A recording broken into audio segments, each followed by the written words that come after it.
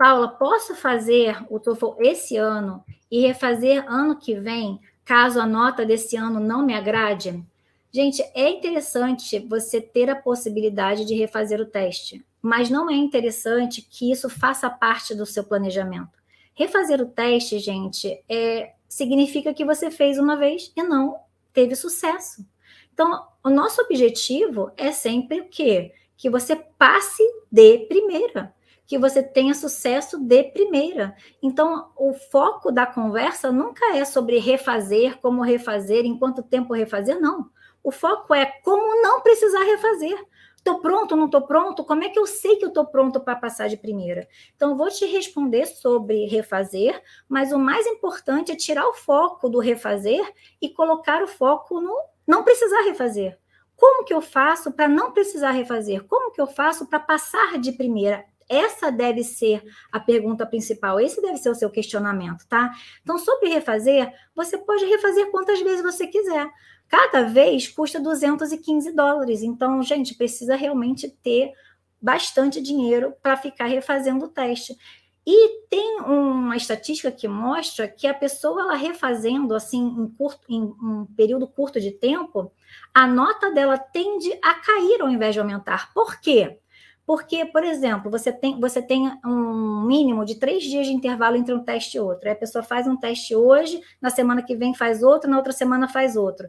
Quando você vai analisar as notas, a nota da pessoa vai caindo ao invés de ir aumentando. Por quê?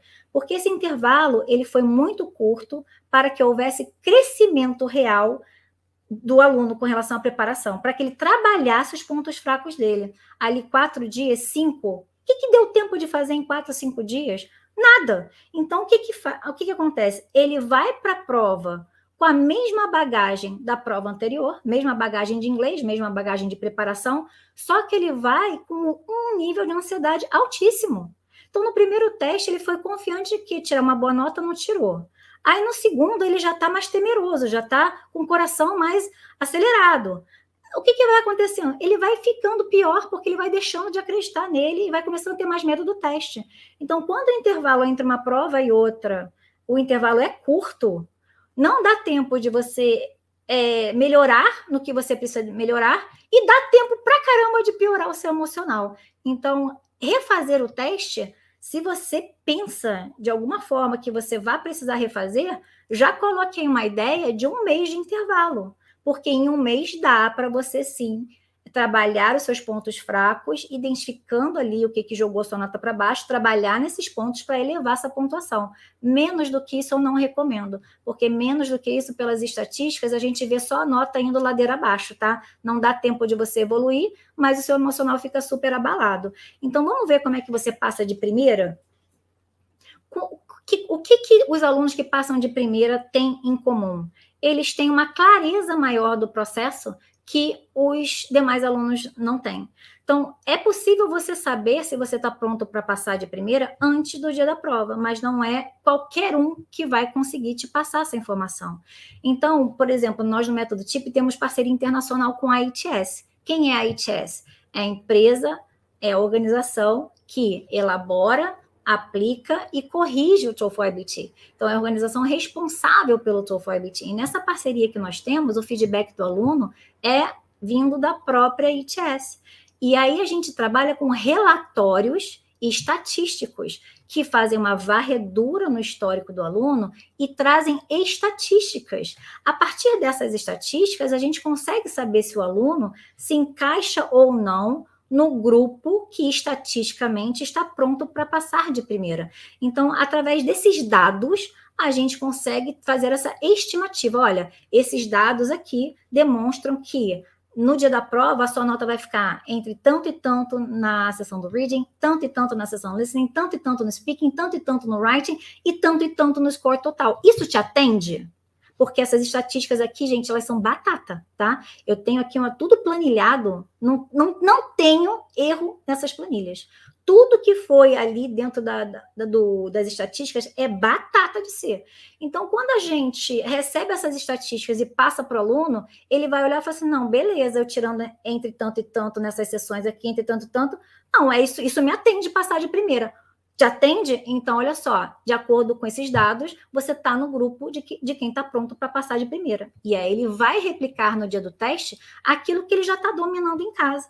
Agora, se nessa análise estatística ele vem tirando 20, 20, 20, 20, 80, e ele quer tirar 100, e aí a gente tem ali a faixa estimada da nota dele, e nenhuma dessas faixas deu um total de 100, ele já sabe de antemão que ele não faz parte do grupo que está pronto para passar de primeira.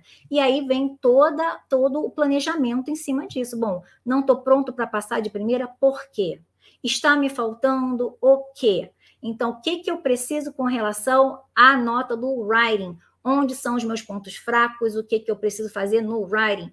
Aqui no speaking, quais são os meus pontos, qual a distância que eu estou da nota que eu estou tirando para a nota que eu quero tirar e como eu chego lá. E aí, com todos esses dados, a gente consegue ajustar o que precisa ser ajustado para que o aluno faça parte do grupo estatístico que está pronto para passar de primeira. Então, a preparação inteligente é a preparação que ela te prepara para passar de primeira, te dando ferramentas, dados e acompanhamento para que você passe de primeira, e não para que você fique pensando numa possível remarcação, tá? Então, o foco da sua pergunta, vamos mudar. Como eu faço para passar de primeira? E não se eu posso refazer daqui a um ano, refazer e ficar refazendo. É o que eu preciso fazer para passar de primeira? É esse o questionamento que você precisa trazer dentro do seu coração, até para você evitar gastar muito, e também tem a questão da frustração, né? É terrível você precisar refazer um teste, vai criando aquela sensação de incapacidade dentro de você, e em muitos casos, gente, não tem nada a ver com incapacidade, tem a ver com falta de informação e má preparação. No histórico do método TIP, a gente tem diversos alunos que chegam com histórico de mais de 3 testes feitos e entram para o treinamento e já passam logo em seguida. Por que isso? O que aconteceu? Aconteceu que na preparação deles tinham diversos pontos cegos. Ele se preparou e ele não via ali o que faltava, o que ele não estava abarcando na preparação dele, não entendia as necessidades dele para elevar a pontuação.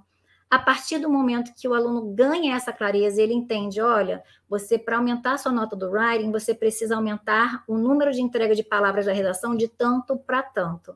Para aumentar a sua nota do writing, você precisa trabalhar esses 3 erros de inglês aqui gramaticais, que são erros fossilizados seus, de acordo com os relatórios da ITS. Você tem esses erros fossilizados aqui, que você repetiu ao longo de todo o seu histórico, e você precisa trabalhar esses erros para elevar a sua pontuação. Olha, para elevar a sua pontuação no speaking, aqui pelos relatórios, está mostrando que você está falando devagar, então vamos aumentar a sua velocidade de fala. Ou então, olha, está mostrando aqui que você está com uma pronúncia muito carregada, vamos trabalhar esses pontos específicos.